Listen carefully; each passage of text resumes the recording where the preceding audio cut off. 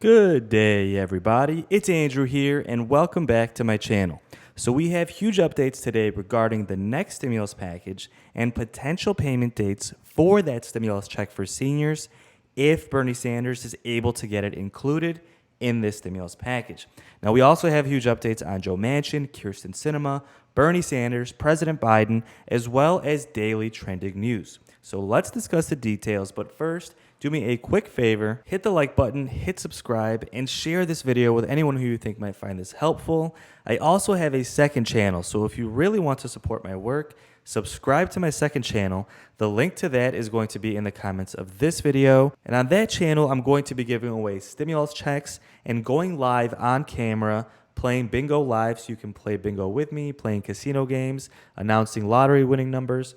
More of an entertainment channel to just kind of have fun and be a community for seniors. So with that said, folks, let's jump right into today's update. We're going to talk about potential payment dates based off of everything we know and when these stimulus checks could arrive.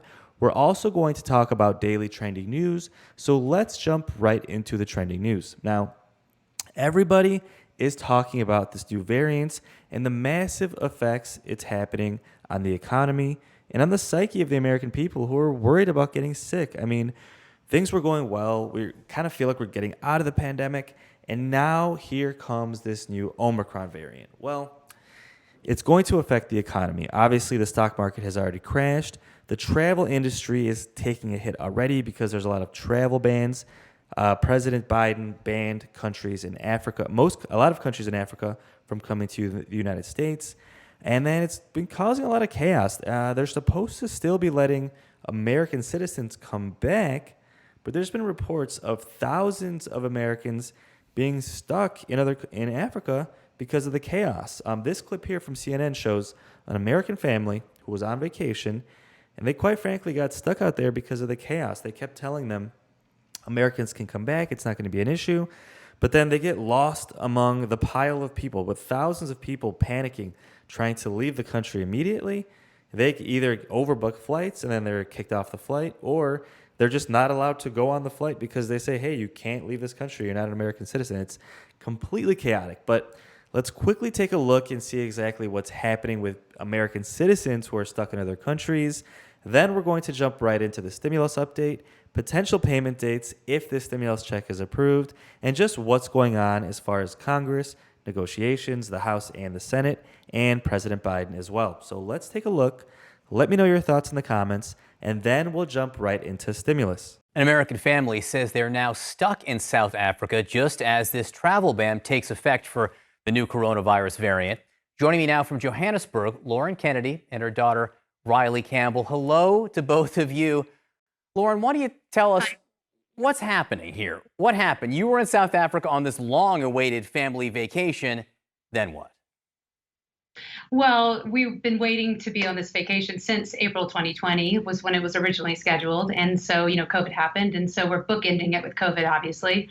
And we flew in from Zambia, our final little leg of our trip. And on the ground, just, CNN reports came through on my phone and text messages from my husband about this new variant and travel bans and the UK shutting down. And so by the time we got into the terminal, it was already frenzied and panicked and everybody trying to, rebook their flights, et cetera. So we were swept up in the confusion. So you were at the airport in South Africa when you got the news. You immediately tried to rebook and get out. And how hard has it been to find a way to get out?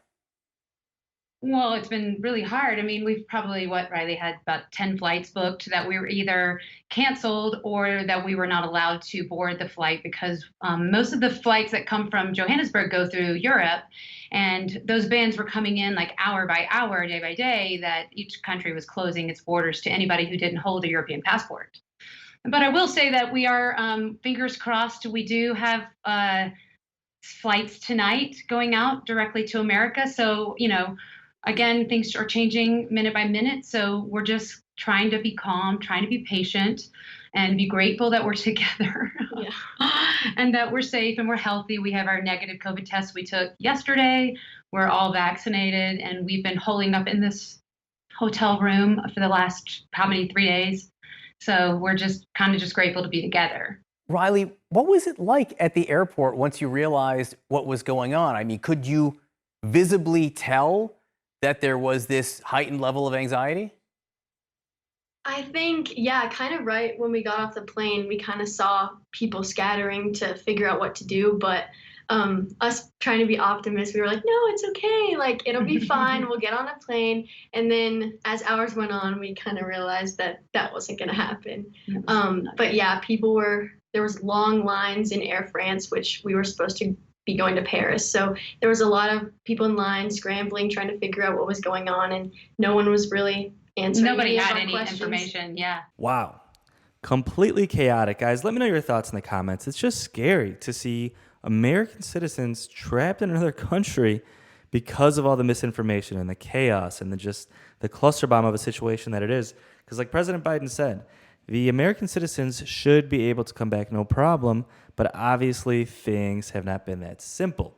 All right, folks, let's jump right into the stimulus update. Let's talk quickly about Joe Manchin and Kirsten Sinema. Now, there are a lot of reports coming out, even more than ever, that Joe Manchin and Kirsten Sinema have been slowing down the stimulus package and slowing down Social Security increases because they're directly getting donations and, quite frankly, becoming rich from these corporations giving them money. Now, this headline is titled, "How Manchin and Sinema's Status as Senate Holdouts is Proving Lucrative." The Democratic senators have received a flood of money from conservative donors, leading some to raise concerns of corruption. So basically what we have here is Kirsten Sinema for months was saying, oh, we can't lower prescription drug costs. And then it's been coming out more and more that she's been getting huge donations from pharma companies. Same with Joe Manchin. He's been holding out on the green climate change initiative part of the stimulus package. And then we find out he's getting huge donations from coal companies. So a huge conflict of interest, and really shows you that the problems we have in Congress. I mean, these are facts that are being reported that Kirsten Sinema and Joe Manchin are getting tons of money from these donors, and it is directly slowing down the stimulus package, folks. Now the stimulus package is in the Senate. It's been fully approved in the House. So let's talk about what we expect to happen next and when we think we're going to see these payments go out if they end up in this package. Now, this week, November 29th, is today. We have the Senate back in session. That's the blue color here. And everything that's yellow shows you that both the House and the Senate are back in session. So as of today, the Senate is back. They should be working on that stimulus package. We still don't really have any reports of exactly what's going on with negotiations, what's Bernie Sanders saying this week, what's Joe Manchin saying this week. It's been kind of a quiet Monday morning, maybe because they're just coming back from the holiday, but not a lot of details on negotiations yet. But what we do know is a potential timeline. Now, as you see these yellow dates, these are the dates when Congress, both the House and the Senate, are both in session. Now, December 10th, after that, you see all the dates are white. That means that they're on vacation. So, ideally, they would have this done by December 10th, which is 2 weeks from now, but that is not looking likely. What it looks like is December 23rd is a more realistic deadline, and that is a deadline that Senate Majority Leader Chuck Schumer set. Now, we've seen it before where Congress delays or postpones their vacation to get the stimulus package done. They did this in December as well when I believe they approved the stimulus package on New Year's Eve.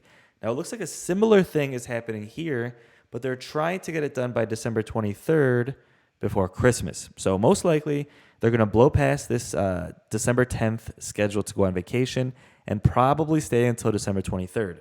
Now, if that does happen, first of all, if it happens, do we get stimulus checks? We're hoping we do. Bernie Sanders is on record as saying he's fighting to include the stimulus check for seniors in the stimulus package, and he's trying to make it $1,000. Now, I think it should be $2,000, and a lot of people agree as well, but it looks like a more realistic number is $1,000. Then we have some people saying $1,400.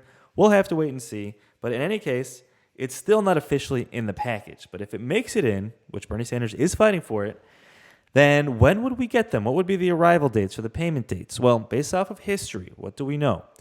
We know that a small minority of people get their stimulus checks in the first week.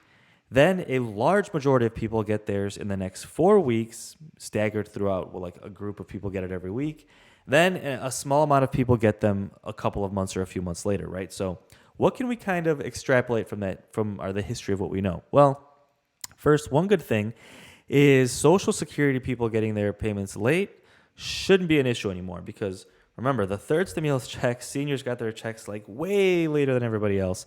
And we found out that was because Commissioner Andrew Saul was a Republican and was purposely delaying these stimulus checks to spite President Biden. Now, he's since been fired, and that shouldn't be an issue anymore. So because of that, we would expect about 20% of people to get their stimulus checks in the first week, which would be by the end of December. Then every week we'd see more and more people get their checks. So it would be maybe 10 to 20% of people every week throughout the month of January. And then a small handful of people would get their stimulus checks late sometime in February or March. So bottom line here, if you're lucky and you're in the first group, you'd get your stimulus checks by the end of December. The large majority of people will get their stimulus checks sometime in January, with more people getting them each week.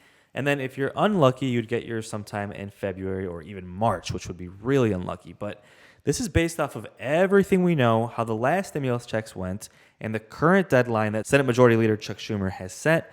That's kind of how things stand today. That's the best case scenario. That's the most likely outcome of what can happen.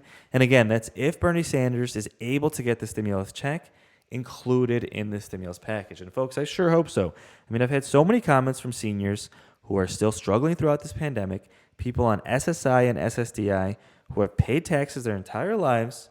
Now they are forced to live in poverty with these payments that are much too low. So we're hoping for the stimulus check, and those are the most likely arrival dates if it ends up in that package. Now, for the good folks on Social Security and SSI and SSDI, I truly hope it makes it in this package, guys. I mean, it's the least of what you guys deserve, especially after paying taxes your entire lives. But with that said, it's Monday. The Senate is back in session.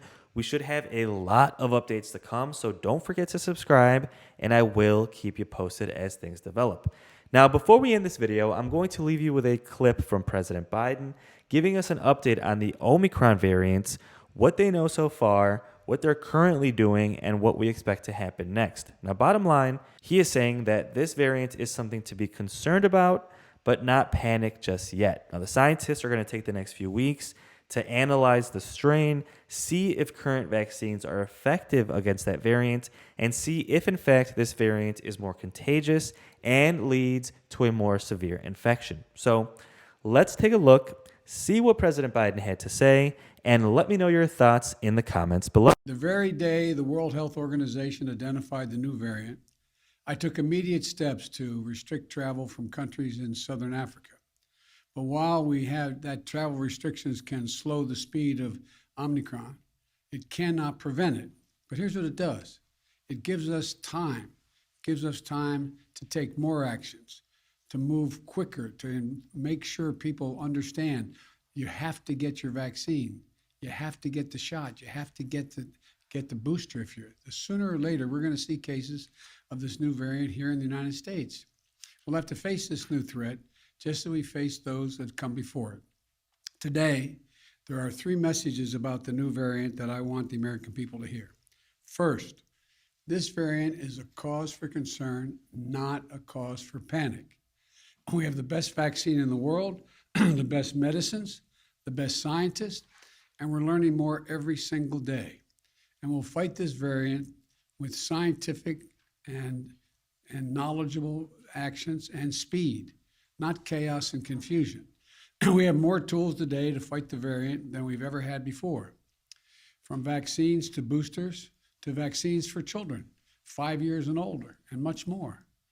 A year ago, America was floundering against the first variant of COVID.